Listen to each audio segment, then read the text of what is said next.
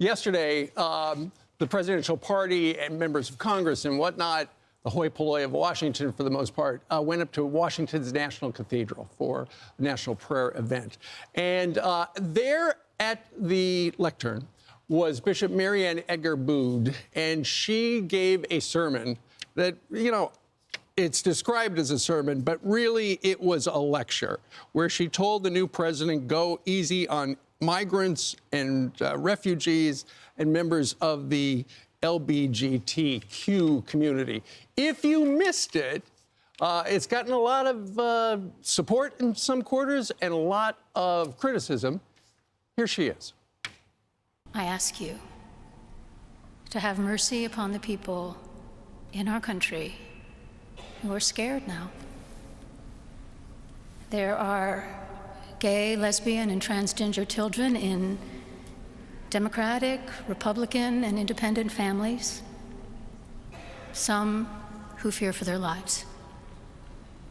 And the people who pick our crops and clean our office buildings, who labor in poultry farms and meatpacking plants, who wash the dishes after we eat in restaurants and work the night shifts in hospitals, they may not be citizens or have the proper documentation, but the vast majority of immigrants are not criminals.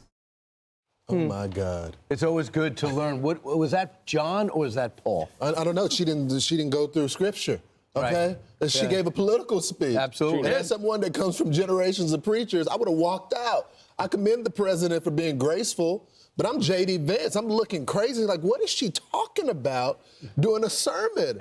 I don't think it was the appropriate time. If you had something to say to the president that may be a little political, if you wanted to talk about the president exercising mercy, then you could have asked for the president for a few minutes of his time and said, Mr. President, this is the issue that I feel.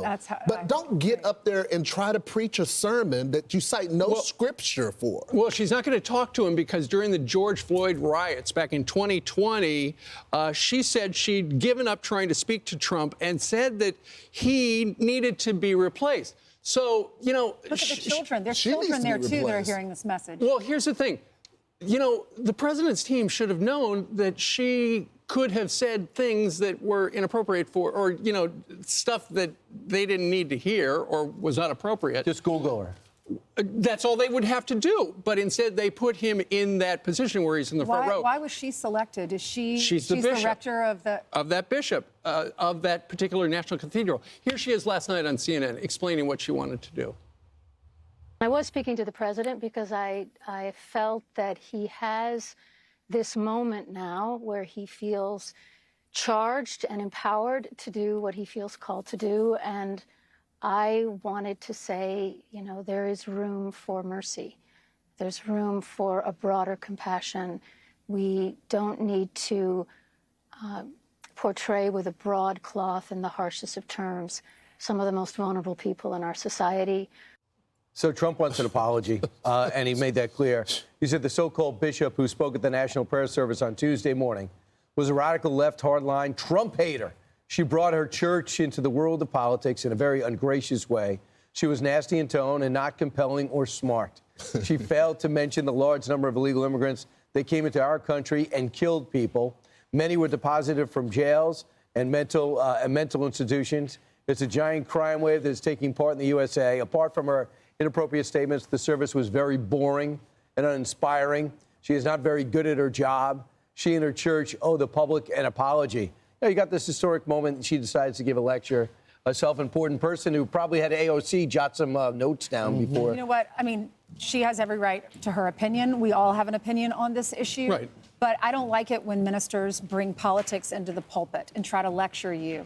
So I agree with you. Maybe pull him aside after the service and say, Mr. President, may I talk to you for a little bit? There's something in my community that bothers me and I need to tell you about.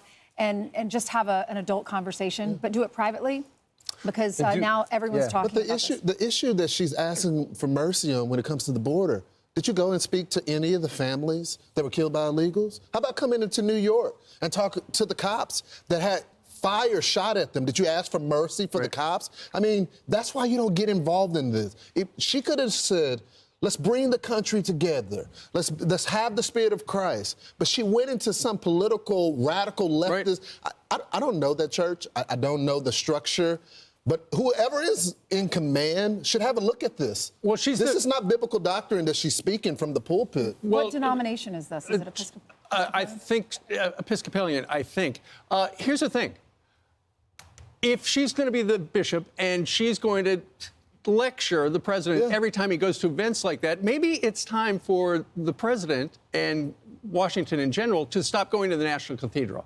I'm for that too. Listen, not far from the White House is St. Matthew's, where we baptized my son Peter, or go to the Basilica at Catholic University. It's referred to as America's Catholic Church. I doubt that they would ever make anything political. And if you remember, at the inaugural, who gave one of the opening prayers? Cardinal Dolan. Yeah. Was he political? Absolutely not. He was looking to the future. So, Trump just don't go back. Donald Trump said he's non-denominational now, and so go to a non-denominational church. You're not going to get a lecture like that. Well, put it this way: I wouldn't be. Why doesn't he just say, if you don't, get rid of her or change your tone? If the president of the United States decides not to go to the National Cathedral, that would be Titanic news. It would be, and it would really put pressure on her to start doing the whole bishop thing. I don't know what form she filled out and how many interviews she went through, but you realize for her to get that job and do that and to do that mass, how many people had to sign off on it? Yeah. So it wasn't just like, it's not like she's like, oh, structure here. I was just a hole in the schedule. I'm filling in for somebody. She's had that job for a while. She absolutely, to your point, Ainsley, she is absolutely protected by the First Amendment. Course. And she can say anything she wants, but just, the Trump team probably should have looked a little into her background.